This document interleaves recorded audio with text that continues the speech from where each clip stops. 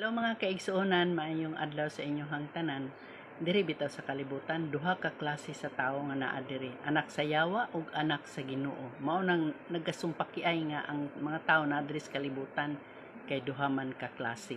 Nag-ingon bitaw diri sa John 8:44, mga anak kamo sa inyong amahan nga mao ang yawa, ug buot kamo musunod sa mga tinguha sa inyong amahan.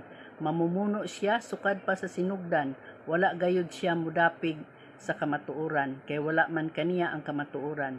Kung mamakak siya, natural lamang kana kaniya kay bakakon man siya ug amahan sa tanang bakak. O ingon ana ang Ginoo, dili siya mupugos o kinsa tong gusto musunod sa iyaha o kinsa tong dili gusto musunod sa iyaha, naara nimo tungod kay gitagaan ta og freedom. Kung gusto ka mahimong anak sa Dios, dawaton nimo siya ingon nga imong bugtong og personal nga manluluwas sa imong kinabuhi. So maura to, salamat kay sa pagpaminaw. God bless.